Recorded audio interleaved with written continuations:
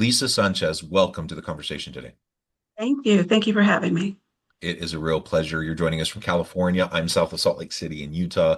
Today, we're going to be talking about employee experience and what leaders can do to have a positive impact on that. Of course, leaders are going to impact employee experience one way or the other. And, ideally, it's in a positive way, not in a negative way. We want everyone to have a Absolutely. fantastic experience. We've all been there. We've all worked with bosses who are kind of either incompetent or jerk bosses or things like that. And that really, really negatively impacts folks in the workplace. But the opposite is also true. When you work with a really great leader, it can make all the difference in the world. And there are some pretty simple, consistent things leaders can do to really dramatically improve that employee experience. So we're going to unpack that and explore that together today.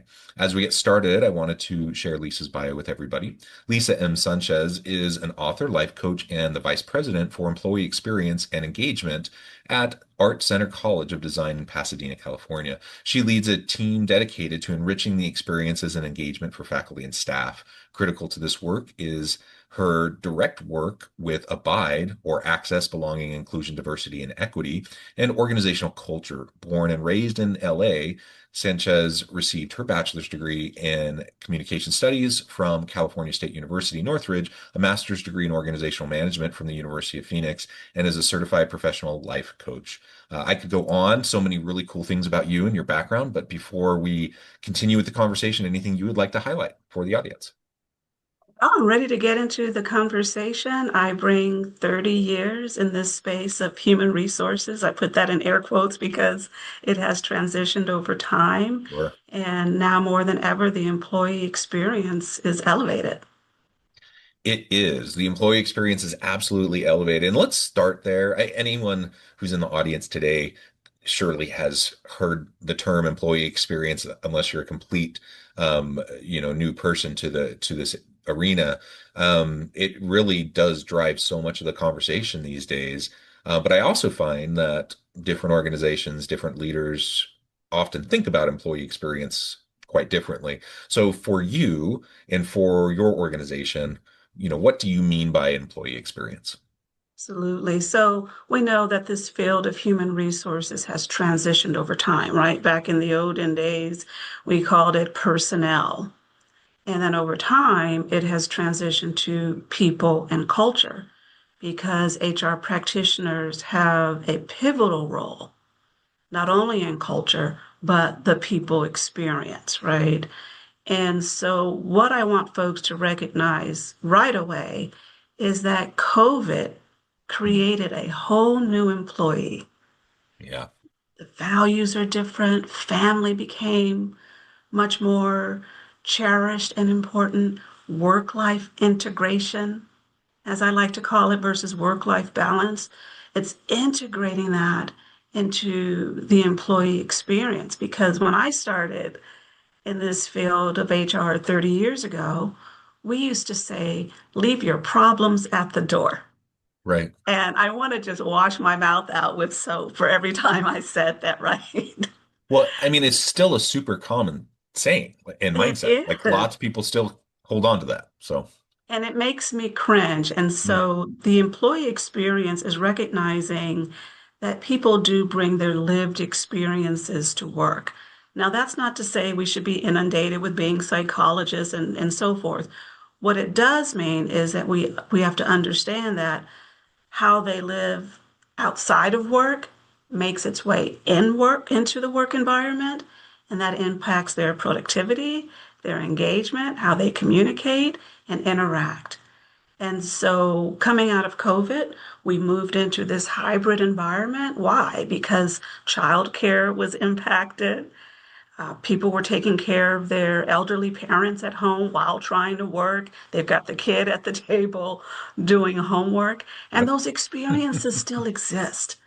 And so, when we talk about how leaders can effectively impact that, we have to be uber good listeners.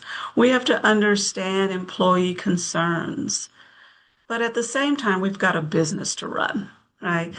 And so while we're understanding that employees bring their lived experience to work, we still have to make sure that employees are connected to mission, vision, and values. So that's making sure that we get their input, that there's transparency in decision making, that we set clear expectations, for example. The other thing that came out of COVID is that people want to make sure that the work that they're doing is meaningful, that it is connected to their values. People want to feel like they get recognition for a job well done and that there's growth in the organization. But at the end of the day, we have to make sure that we increase our communication, that we increase collaboration, and that we're bringing people to the table for real input about what's happening in the organization. And that's how I think leaders can make an impact there. Yeah, awesome. Yeah, I think you're absolutely right. I think the COVID pandemic and everything associated with that um, really created a context where people could challenge some longstanding assumptions about the workplace, about work, how work was designed.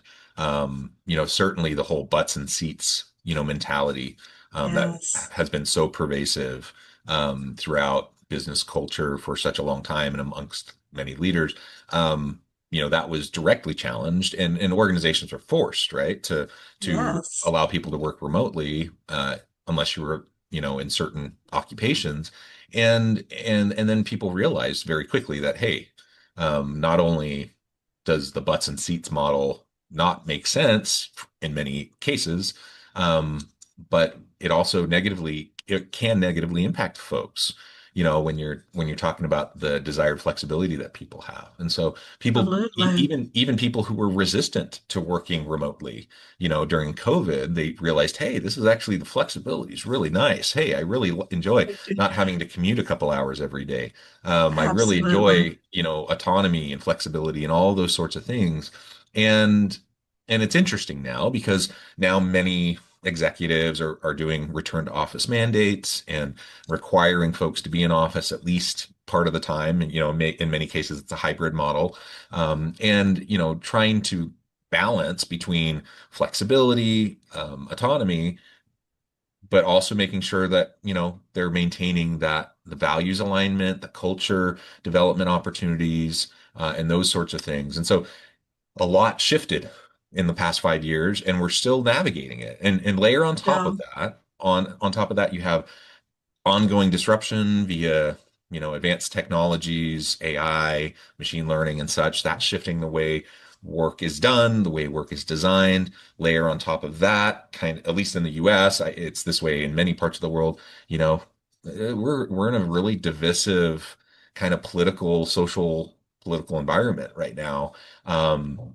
So you work, with ABIDE, access, belonging, inclusion, diversity, and equity, which is one way to frame it. People yes, often say DEI or DEIB or whatever terminology you're using. I think it's fair to say that that has largely been politically under attack, especially in recent years, which also is changing the landscape of what it looks like to focus on employee experience, especially for those who aren't, you know, straight cisgender white guys like me, right? Like yes, anyone who yes. falls into a um, you know, different identity group may feel, you know, challenged right now, may not feel safe, may not feel seen or heard or valued in the way that maybe they were starting to feel, in the wake of the George Floyd murder and other Yes. happenings in 2020, when organizations seem to start to lean in more towards inclusion and belonging, right? And Well, it now it seems like became, they're yeah, backpedaling, right? absolutely. It became almost a window curtain approach after George Yeah. Floyd, right? Yeah. All of a sudden, people were hiring chief diversity officers with no real goal behind that position. It often lacked budgets and staff, Yeah. a clear direction. policy statements were being issued. We were getting all these emails where there was where you shop or where you bank.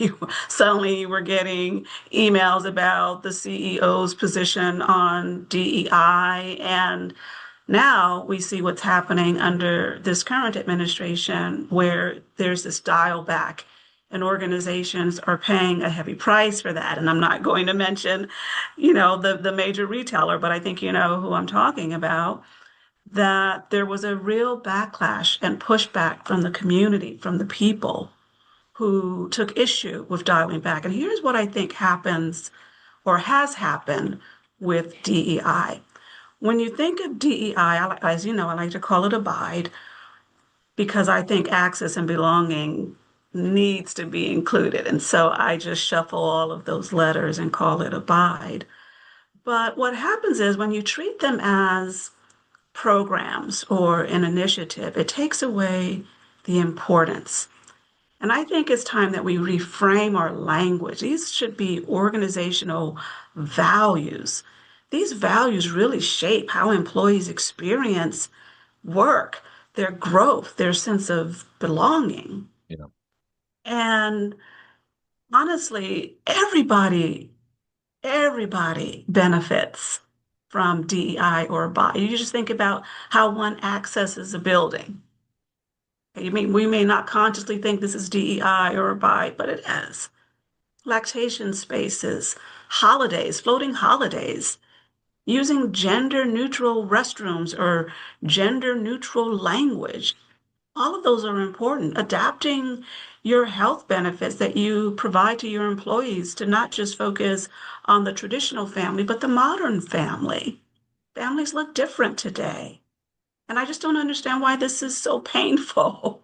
Pay transparency. Everybody wants fair and equitable compensation. Everybody wants career growth. People want to feel safe in their work environment.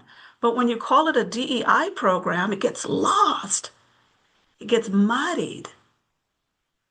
And so there's this reframing of DEI or BI so that it's more organic in the organization because policies, they run its course, initiatives certainly run their course. And so we just have to think about it differently. And that's yeah, where I think leaders make a real impact here. I completely agree. And whether we're talking about DEI focused stuff or just, other general elements of employee experience, the window dressing approach doesn't work, right? So certainly in the wake of the George Floyd murder, there's been an ongoing like political tension around all of this for a long time. Like that's not anything new. It's just been ramped up more. And in part, I think it was a backlash towards kind of this feeling like the pendulum swung too far one direction and people were feeling uncomfortable about that.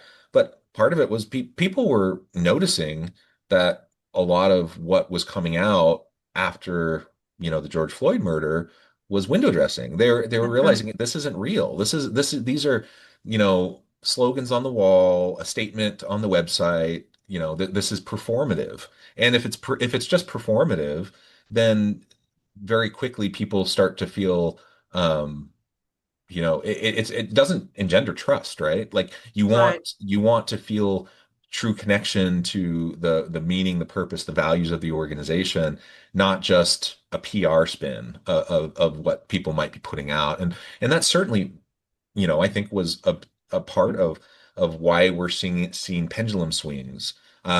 Because I agree with you. I think most people, I mean, there are some who probably don't, but most people don't wake up in the morning thinking about how they want to squash minorities or, certain Exactly. identity groups or anything. They just want everyone to be treated fairly, including themselves. They just want to feel like they belong and that they have opportunities to contribute in meaningful ways. I think pretty much everyone agrees with that.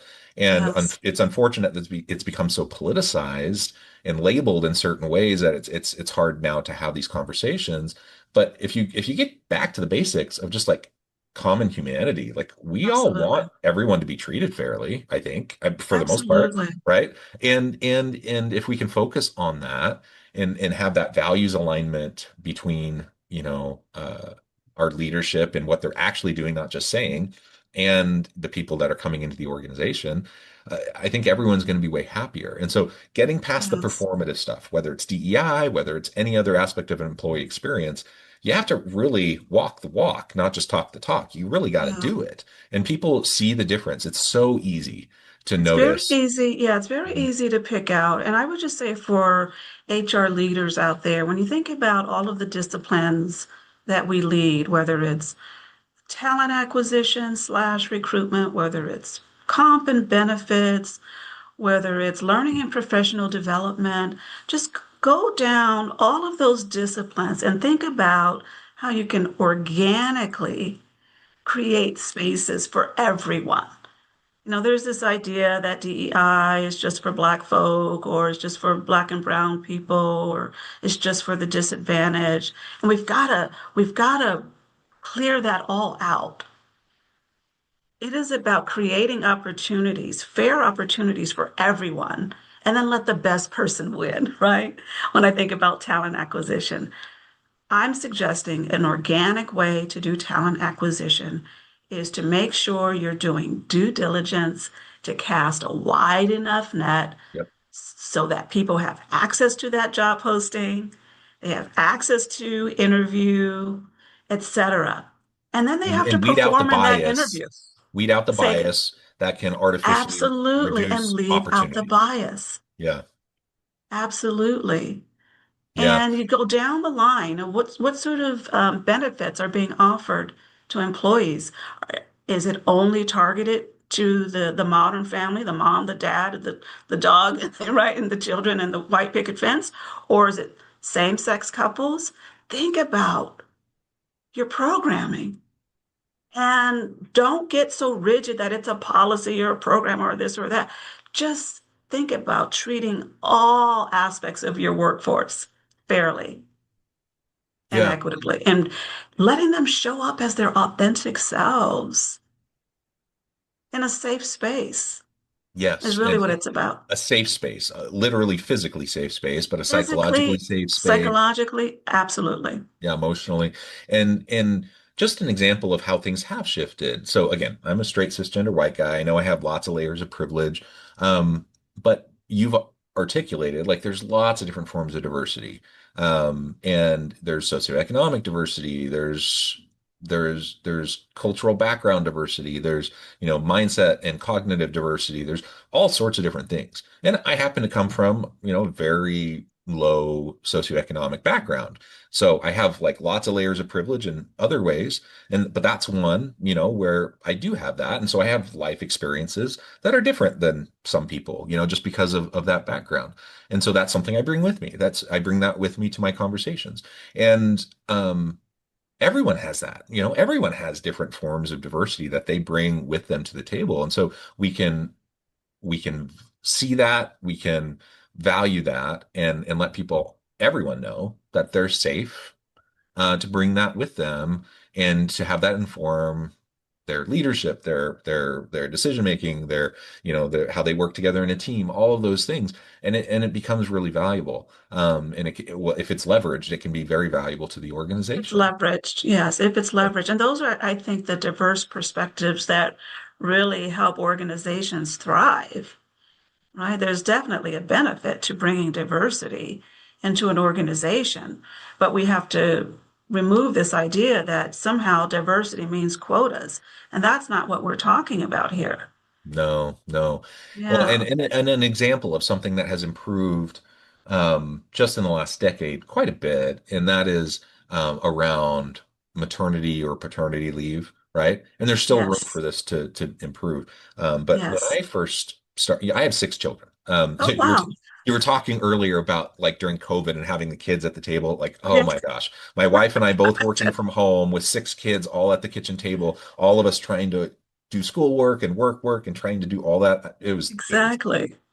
but but I for none of the children, my youngest is 12. And so a paternity leave policy did not exist for any when any of my children were born.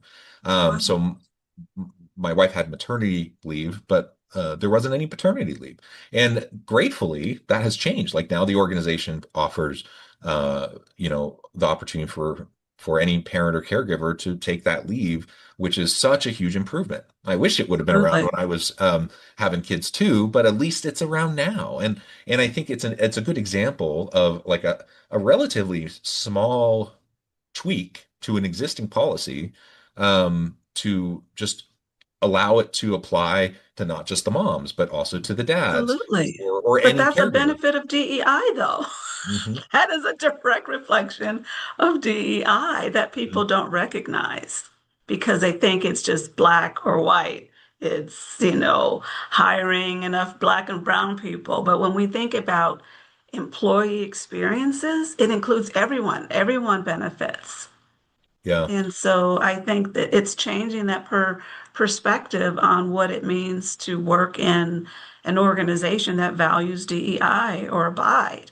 It's making Yeah. those opportunities available for all employees, including a white male, cisgender, straight, Yeah. all of that, Yeah. right? Yeah. And literally everyone benefits. And everyone can see, if you communicate well, everyone can see how they benefit. And I think that's an area where perhaps we've fallen short as well, as we just don't communicate it as clearly or as well as we could or should. And I want to highlight too, when we're talking about employee experience, we're talking about the entire life cycle Yes, from recruitment all the way through exit. And hopefully they come and they come into the organization, they feel valued, they have an opportunity to contribute, they stick around for a while. But the whole life cycle of that individual matters. And sometimes I think we just really forget that. And we'll even talk about employee experience. We'll even really prioritize it. But then we'll have a really crummy, recruitment and hiring and onboarding process, that yes, really turns off a lot of people. And that's part of the employee experience, the applicant experience, and absolutely. and so we talk about customer experience all the time, right? Um, One of the reasons why employee experience has become so important is a realization that, especially in certain high-tech fields, and types of jobs and such, that we just have pervasive talent gaps and labor shortages, and it's a hyper-competitive labor market. I mean, in certain types of industries and certain types of jobs, it's insane. Like the types of offers that people are getting. You'll have someone with a strong technical background who might have five or six offers at any given point in time, Yes, with insane salary offers and bonuses and sign-on bonuses and such. And so, like, how do you deal with that in an environment where you're trying to also just run your business? And it comes back to the holistic employee experience, the whole life cycle. Treat people well, let people know that you are an employer of choice, that you are a place where everyone wants to work, where they want to come and they want to stay because they have opportunity, because they can grow, because their values align, and because they feel that they truly belong. Like that is the environment that we want to create. And we have to get that's past exactly the right. window dressing. We have to get past the just the empty words, and we have to actually do it. And when we see policies, policies, procedures that are out of alignment with that goal, then we have to make adjustments, right? So that they Yeah. are. So that's one of the reasons why we changed our name away from human resources. And I went through a process in 2022 to sell, if you will, changing our name from human resources to the Office of Employee Experience and Engagement. And in large part, that had to do with coming through and out of the pandemic. But what it highlighted for us is that we needed to be more people centered. Hmm. We needed to be people centric in order to impact the experiences that our employees, our faculty and staff were having. And so when you think about that, our little slogan is, we care about employee experiences from hire to retirement and everything in between, because that's what matters. That's what helps people be productive. thrive, engage, participate. And those are all deeply rooted in our organizational culture. We were just talking about DEI or abide. Those have to be foundational to your organizational culture. It's almost like the sturdy legs Mm. of the culture, of the environment. Because if that's shaky, has cracks, you're not going to have people running towards strategy. I'm a huge fan of culture eats strategy for breakfast. I always say pick a meal, right? Doesn't matter which meal. Your culture is always going to eat up your strategy when people don't feel seen or heard, when they don't feel like they have a voice at the table, when they don't have opportunities for growth, when they don't see transparency. Those things create a disgruntled or unhappy employee, and they're not going to be running to that finish line to get to that wonderful strategic plan that was just created. And so when you strengthen your organizational culture that's rooted in abide, you have a much better chance of getting those strategies done. Absolutely. Well, Lisa, this has just been a fantastic conversation. I know at the time I need to let you go and get on with your busy day, but before we wrap up, I just wanted to give you a chance to share with the audience how they can connect with you, find out more about your work, and then give us a final word for today.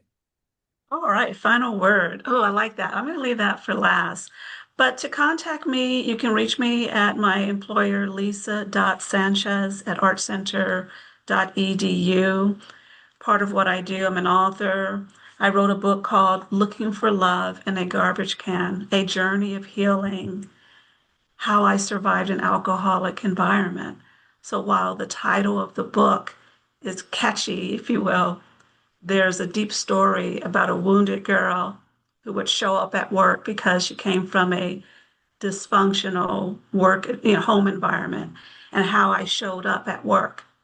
And that's why it changed who I am as an HR leader, because I know that there's another Lisa Sanchez out there who just dealt with a rampage, a Mm. drunken rampage from their father or their partner or their spouse, right?